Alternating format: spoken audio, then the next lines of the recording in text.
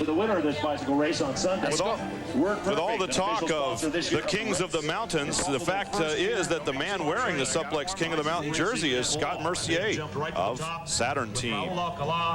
So the start of the race, we're saying goodbye to the hills of Virginia, at least for the moment, as we head over one climb today, Swift Run Gap, and then it's all downhill to the big finish in the state capital. But Scott Mercier leads in the King of the Mountain section. He's told us he wants to be in that leader's jersey when he gets down to Richmond later today. If that's the case, then Team Saturn is going to have to push the pace to get him over the Swift Run Gap. This is going over the same climb, but in the opposite direction. And Raul Alcala gets out stretching his legs a little bit early in the race, trying to warm up into this one and showing the field under the red flag that he is, in fact, literally the race leader as well as the man wearing the yellow shirt. A neutral rollout until they get a little ways out of town, then racing begins. 115 riders still survive of the 118 that set off from Wilmington last Thursday. But the heads of state have now taken control of this race, but they're very nervous leaders indeed.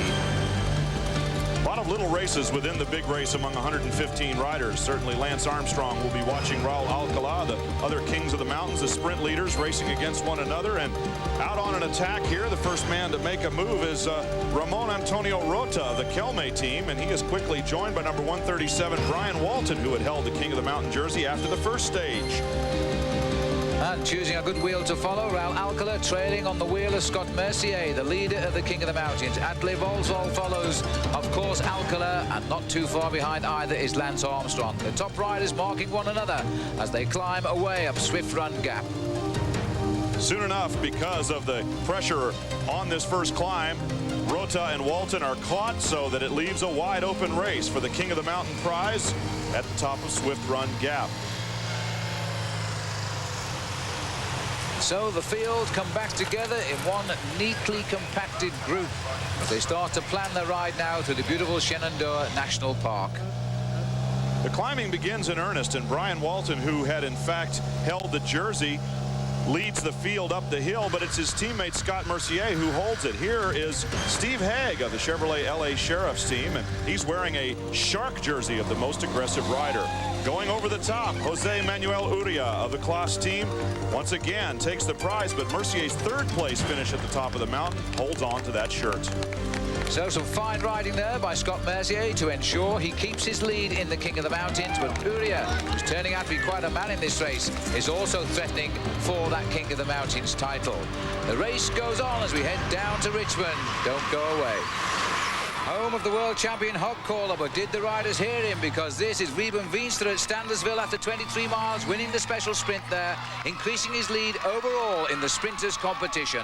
He's the answer to the question, where's the beef in this race so far anyway? But Raul Alcala wears the shirt that everyone wants to take away. He's climbing in the company of his teammates and finds some companionship from the other Spanish riders with whom he shares the language. But here English is being discussed, and it's Lance Armstrong, Ron Kiefel, and over on the far side, Stephen Swart. Well, he speaks something almost like English. He's from New Zealand. No doubt the discussion is that today's race is not going to be a challenge to the overall lead. It's mostly downhill. So everyone's just kind of cruising along here, waiting for an attack to be made on the flat roads, not by the hills that come up.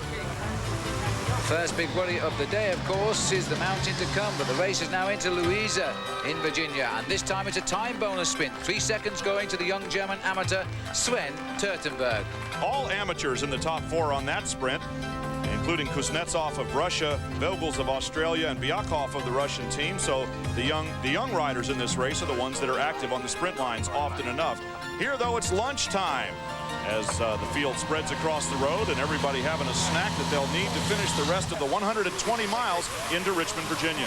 Everybody got one? There's, of course, no reason why you can't attack when somebody's at the dining table, and it looks as though Thomas Wegmuller, the champion of Switzerland, is doing just that.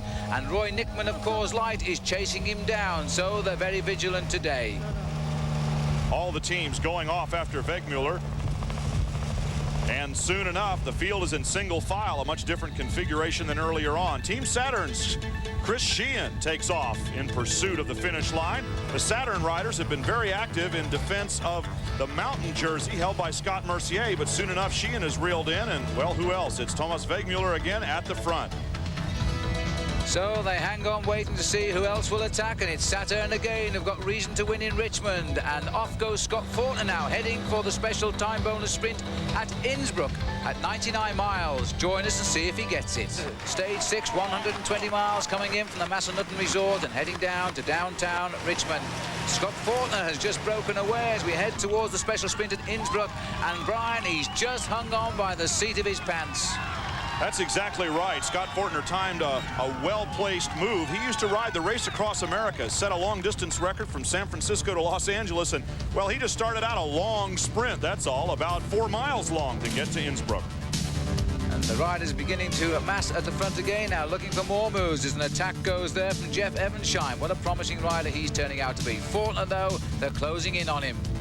He's still slugging away out in front, but perhaps realizes that help is on its way, and help in the form of Lance Armstrong. Now, this is really an unusual move for one of the stars of the race to have gotten away so cleanly here. And along with him from the Chevrolet LA Sheriff's team is Thomas Craven, who will race into his hometown on Saturday in the final weekend of this event. Also in that breakaway, a couple of Australian riders, including McDonald and McLaughlin. They are in the white and green jersey. Subaru's up there. Well, we've got a dangerous breakaway, mainly because Lance Armstrong is in it, and Raul Alcala at the front of the field here knows it. And marked heavily by the Motorola teammates of Lance Armstrong. Sean Yates was there too. They won't help Alcala come across. This is a cheeky attack on a day that nobody would have expected Armstrong to try something. He's stretching the leaders, but the leaders are going to have to fight back. Now he's taken off the front of this breakaway group. He doesn't want to be caught. Going with him is Chan McRae, his former high school mate and teammate on the U.S. amateur team. McRae is from the same hometown, Plano, Texas, that Lance Armstrong comes from. Here's the Word Perfect chase, and going after it once again is Rob Mulders of Word Perfect. Alcala right there. The Motorola guys are marking it in the person of Bjorn Stenerson. These guys are watching the move. Now they're catching the tail end of the breakaway, but Armstrong is off the front with Chan McRae and also Bo Andre Namvet. So 3 riders out of an original 10-man break continue to survive. But Armstrong has taken a look back. He's seen that his little cheeky trick has failed because the yellow jersey is not too far out of the back of this chase. There they are. The Word Perfect boys have redressed the situation. They've all come to the front, and they've brought their man, Raul Alcala, very much back into this race once more. Soon enough, however, the attacks continue, and more riders heading off the front. Australians continue to be represented, and now Jeff Pierce is in this move as well for the Chevrolet LA Sheriff's team. Another breakaway starting to form. This time it's the Subaru riders who go to the front. They want a stage win for their man Venstra. They also don't want to lose any more time for their man Bart Bowen here, riding for the Festina 72. Per Pedersen of Amaya, who's riding for a Spanish team, even though he is in fact from Denmark. And it's a 5-man group here that also includes Bjork Mueller, who we saw yesterday, and Robert McLaughlin of Australia. Word Perfect, they go back to the front again. Time to punch in and go to work. So Lewis de Koning, second in line, Eric van der Arden, and now a little look across there by the riders from Subaru. That was Bo Andre Nomtveld, because they're trying to organize the chase here. This is a very good move indeed. It's coming very close to the end of the stage. It could spoil the sprinter's big day. There's the time gap, 40 seconds. Jeff Pierce, who back in 1987 won the last stage of the Tour de France on the Champs-Élysées, is now in this leading group. Pierce, Robert McLaughlin, as they come through for the first time. The time is taken under the banner. That's the important thing to remember. And I think this group has a leader around about 30 seconds over the field. So this is going to help the Australians in their bid now to take the overall lead in the team race. The field, though, are hunting them down as they enter the finishing circus at Virginia. They may not make it to the finish, or will they? Join us and find out. So the field is facing its final lap now in the streets of Richmond, Virginia, and it's all coming back together after a tremendous chase down of that leading breakaway. The question now is, who is going to win? This happened just a few moments ago. The yellow jersey, Raul Alcala, has flattened in the back wheel.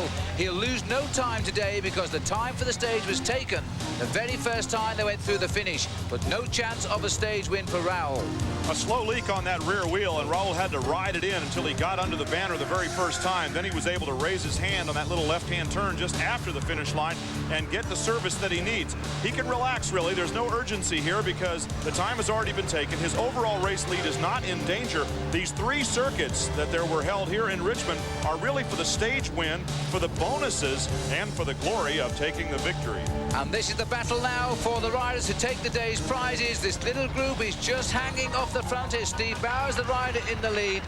And Mark McCormack is the IME rider in the centre of our picture, but the whole field is coming up behind them, and they're coming up very quickly indeed. This is the tight bend. Bowers got second slot, but the field are on them, and Malcolm Elliott's close to the run now. Malcolm Elliott in the centre of our picture is taking a run at Jean-Pierre Hendricks. He's surviving in the middle. Hendricks on the line. Elliott takes it away from his former teammate in Spain, Jean-Pierre Hendricks. He will go down in second place. Malcolm Elliott has just scored his 10th win in the United States.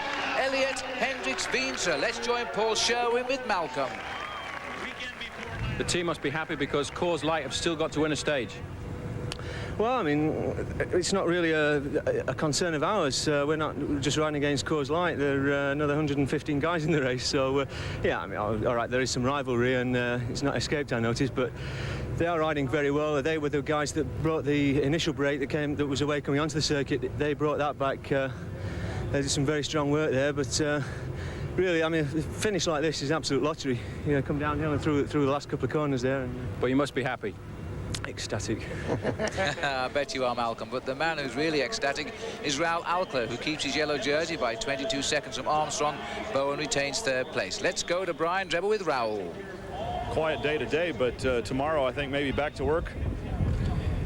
Today was a good race for us because the team riding the last 3 days really hard, and I hope today the guys from the team, their recuperation maybe tomorrow very good. I have to working again because we have all the pressure for this race, and I have to keep the jersey as long as possible.